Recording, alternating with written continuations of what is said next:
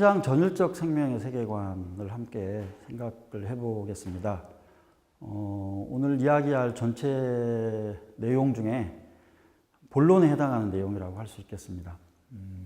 이건 한살림 선언의 4장, 5장의 내용을 좀 간단하게 요약을 했다 이렇게 볼 수도 있을 것 같습니다. 한 절 한 절 넘어가면서 한번 보도록 하겠습니다.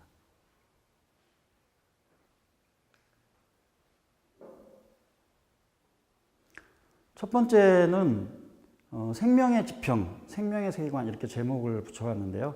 아까 잠깐 말씀드렸던 것처럼 한살림 선언의 부제는 생명의 지평을 바라보면서 이렇게 되어 있습니다.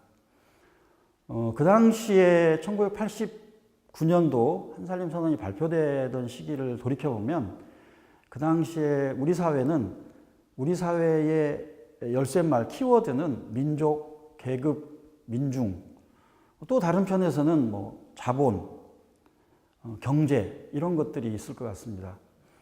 사회운동 쪽으로 좁혀보면 민족이나 계급, 인간 이런 것들이 열쇠말이 된다고 말할 수 있을 텐데 그것을 지평이라는 표현, 뭐 지평선, 수평선 이런 걸 생각을 해보시면 되겠습니다. 민족이라는 틀로 민족이라는 개념을 통해서 그 당시에 우리 사회를 한번 보겠다라는 분들이 굉장히 많으셨죠. 그 다음에 계급의 관점에서 보는 분들도 많으셨습니다. 그리고 많은 지식인들은 그걸 포괄해서 인간의 눈으로 이 세계를 바라보자 이렇게 많이 주장을 하셨죠. 그런데 놀랍게도 30년 전에 저희 선배님들은 생명의 지평이라는 것을 제안을 하셨습니다. 생명이라는 걸 통해서 이 세계를 바라보자 이런 거죠. 그것이 주는 함의 숨은 의미가 지금 우리가 보고 있는 기후변화라든가 생태계의 위기라든가 유기농이라든가 환경에 대한 관심이라든가 원자력 문제라든가 탈핵 문제라든가 이런 것으로 이어졌다고 생각한다면 그것의 그 파장이라는 건 정말 놀라운 것이죠. 그런데 이 부분에 대해서는 잠깐 이따가 좀 더 설명을 하게 될 거고요. 한 가지 생각해야 될 점은 제가 여기 세계관이 세계를 만든다 이렇게 쓰여져 있는데 우리는 보통은 한 세계의 반영으로서의 세계관이 생겨난다고 얘기를 하기도 합니다만은 사실은 세계를 어떻게 보느냐에 따라서 세계를 구성하기도 합니다. 저희가 생명의 눈으로 세계를 본다고 하는 것은 이 세계를 새롭게 구성한다. 새롭게 창조한다. 재창조한다. 이렇게 말할 수도 있을 것 같습니다. 그런 점에서 생명이라는 화두로 생명이라는 걸 통해서 세계를 본다는 것은 엄청난 의미를 가지고 있다. 이렇게 다시 한번 강조를 할 수 있을 것 같습니다. 네, 생명의 세계관이라고 하는 것은 인간에 대한 새로운 이해, 인간에 대한 새로운 관점으로 이어지게 됩니다. 어떻게 보면 이 점이 가장 중요할 것 같습니다. 여기 사람이 하늘이다 이렇게 제목을 붙여놨는데 사람이 하늘이 아까 밥이 하늘이다 생각나실 텐데 사람도 밥처럼 중요하다 이런 뜻 이상의 의미를 담고 있습니다. 제가 여기 그 내용 중에 인간은 인간이 아니다 이런 표현도 여기 써놨는데요. 이거는 저로서는 굉장히 다른 의미로 여기에 좀 적어봤습니다. 우리가 보통 인간하면 인권선언을 떠오르고 인간의 고유한 권리, 존엄성 이런 걸 떠올리지만 그것으로 설명하기에는 생명사상의 인간이에는 조금 더 다른 차원을 가지고 있다 이런 내용입니다. 그걸 표현하는 개념이 모심입니다. 그 모심이라는 것은 인간과 온 생명은 하늘을 모신 존재다. 아까 말씀드렸죠. 인간을 그렇게 바라보게 되면 단순히 다른 종에 비해서 우월한 존재 이렇게 이해하는 것과는 다른 차원으로 인간을 바라보게 될 것 같습니다. 그 인간에 대한 다른 이해 혹은 이해를 설명하고 있는 것 중에 하나가 동학에서 경천, 경인, 경물 이런 것들인데 이건 각각 하늘을 공경함, 그 다음에 사람을 공경함, 물건을 공경함 이렇게 되어 있습니다. 이 물건마저도 공경해야 한다는 그 자세 그 마음 이런 것들을 이제 표현을 하고 있죠. 그런데 사람이 밥도 하늘이고 사람이 하늘인데 사람이 하늘인 거에 차이, 그 의미는 뭘까? 저는 그것을 인간의 모심은 자각적 모심이다. 이런 말로 좀 설명을 드릴 수 있을 것 같습니다. 동물들이나 식물들도 하늘을 모신 존재이지만 제가 아는 바로는 자각은 없을 것 같습니다. 내가 하늘을 모신 존재라고 스스로 의식하고 그것을 표현할 수 있는 것은 유일하게 인간이 아닌가 이런 생각을 하게 됩니다. 그 자각적 모심과 비자각적 모심의 차이, 이게 인간에 대한 이해에 있어서 굉장히 중요한 부분이다. 그것을 저는 창조자 인간이다 이렇게 표현을 하고 싶습니다. 신과 같은 그런 창조자하고는 또 다르겠지만 세계를 만들어진 이 세계, 신이 창조한 이 세계를 재창조하는 이런 의미로서의 창조자 인간에 대해서 생각해 볼 수 있지 않을까 이런 생각을 해봅니다.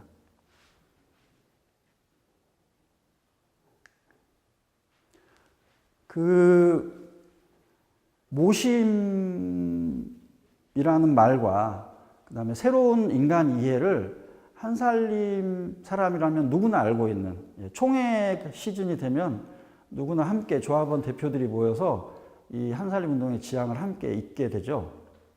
거기 첫 번째 항을 보시면 그 내용이 잘 표현이 되어 있습니다. 한번 제가 읽어볼까요? 한살림 운동의 지향 하나, 우리는 우리 안에 모셔진 거룩한 생명을 느끼고 그것을 실현합니다. 이 거룩한 생명이라고 하는 게 우주 생명을 얘기를 하는 거고, 아까 말씀드렸던 138억 년 역사 전체가 자기 안에 있다. 근데 그것을 인간들은 자각을 하고 있다. 이런 내용들을 여기 한살림 운동의 지향에도 담겨져 있다는 걸 한번 확인해 봤습니다.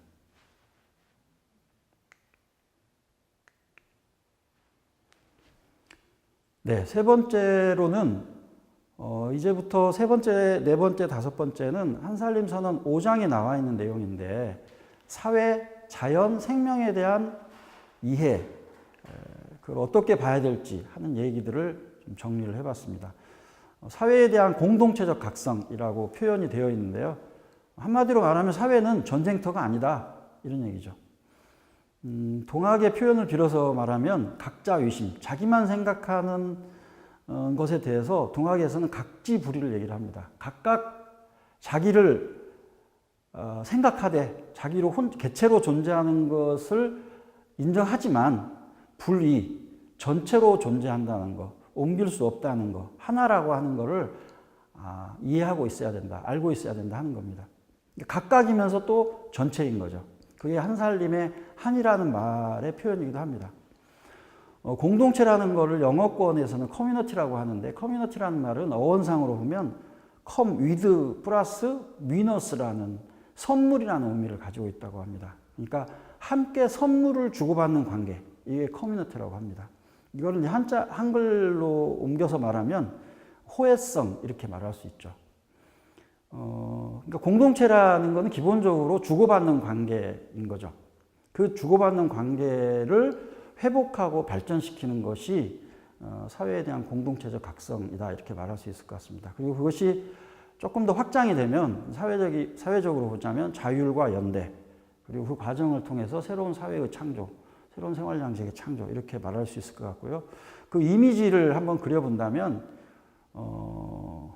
육아에서 얘기하는 백화제방, 온갖 꽃들이 만발하는 그런 모습으로 표현할 수 있을 것 같습니다. 하나의 꽃, 튤립이나 자기가 제일 좋아하는 꽃이라고 그래서 하나의 꽃으로 전체를 꽃밭을 만드는 게 아니라 온갖 갖가지 꽃들이 함께 만발하는 그런 그림을 한번 떠올려 보면 좋을 것 같습니다.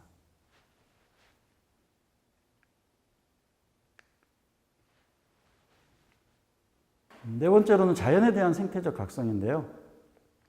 그것도 좀 부정적인 표현으로부터 거꾸로 한번 생각을 해보면 자연은 자원이 아니다 이런 선언이라고 할 수 있습니다. 석탄, 석유, 우라늄, 우리가 알고 있는 자연은 우리 인간에게 이롭게 쓰여지는 개발의 대상으로만 지금까지 이해되었고 실제로 또 그렇게 되었죠. 그리고 우리가 겪고 있는 기후변화, 올 여름에도 우리가 엄청난 기후변화의 어떤 고통 속에서 살았는데 앞으로는 더 심해진다고 하잖아요. 그런 생태적 위기도 자연은 자원이다라는 생각에서 아마 비롯되지 않았을까 이렇게 생각을 해봅니다. 생태적 각성이라고 하는 것은 지구가 자연이 살아있는 하나의 시스템이다 이렇게 보는 관점입니다. 그리스 신화의 가이아를 많이 빌어가지고 설명을 하고 있죠. 또한 자연에 대한 생태적 각성은 조금 더 구체적으로 보면은 일방적인 적응이 아니라 상호작용을 통한 공진화 과정이다. 이런 내용이기도 합니다.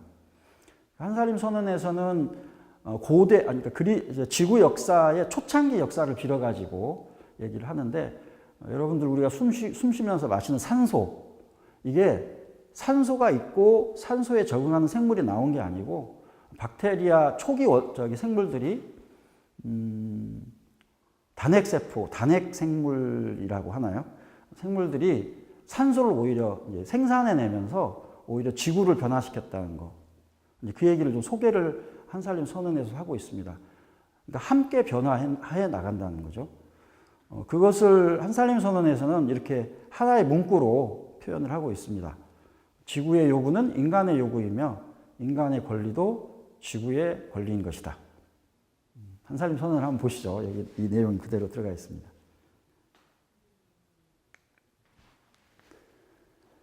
네, 다섯 번째로 생명에 대한 우주적 각성인데요. 생명에 대한 우주적 각성은 생명은 목숨이 아니다. 저는 이런 선언의 다른 표현이라고 생각을 합니다. 그러니까 우리가 목숨이 끊어지면 육체적 생명이 끝나게 되는데요. 생명이라고 하는 것은 목숨이 아니다. 70이 되고 80이 되면 죽어 없어지는 것, 완전히 소멸되는 것, 이게 생명이 아니다. 라고 하는 선언을 한 것으로 저는 이해를 합니다. 좀 다르게 표현을 하자면 생명은 명사가 아니라 동명사다. 저는 이렇게 좀 설명을 하고 싶습니다. 동명사라고 하는 것은 동사적, 항상 움직이는 것인데 어느 순간에만 명사적으로 존재한다는 거죠. 멈춰 있을 때만이 우리가 명사처럼 인식을 하고 있는 거죠. 어떠한 고정된 물체다. 이렇게 보는 거죠. 실제로는 그 고정되어 있는 시간도 있지만 항상 움직이고 있다. 항상 변화한다. 그런 점에서는 생명은 명사가 아니고 동명사다. 동사다. 이렇게 말할 수 있을 것 같습니다. 또한 생명에 대한 우주적 각성이라는 것은 역설에 대한 각성이기도 하다고 생각을 합니다. 죽음이 없으면 태어남도 없다 이런 얘기죠. 지금 인간의 몸에는 60개 조의 세포, 100조개라고 하는 분들도 있는데 60개 조의 세포가 있다고 하는데 매일매일 수백만 개, 수천만 개의 세포가 매일매일 죽고 다시 태어나고 하고 있습니다. 우리는 그걸 의식하지 못하지만 우리 안에서 그 생명의 역설이 작동되고 있는 거죠. 그 생명의 역설이 작동될 때만이 인간은 살아있다 이렇게 말할 수 있는 거죠. 그리고 궁극적으로는 진화하는 인간 안에 잠재된 진화하는 우주 생명이 숨겨져 있다. 이것을 한살림 선언에서 무궁생명이다라는 말로 표현을 하고 있습니다. 무궁하다는 것은 끝 갈 데가 없다 이런 얘기죠. 끝이 없다 이런 얘기죠. 그러니까 우리 생명이라는 것은 근본적인 의미에서는 영원한 것이다. 물론 그 형태가 달라지고 모양이 달라지고 그 차원이 달라지긴 하겠죠. 그래서 생명사상의 체계를 잡았던 김지하 시인과 또 철학자 윤노빈이라는 분은 생명은 활동하는 무 이렇게 표현을 했습니다. 여기서 무라는 건 없다 이런 게 아니고 끊임없이 변화하면서 새로이 생겨나고 사라지고 생겨나고 사라지고 한다. 이런 의미를 담고 있는 것으로 저는 이해를 합니다.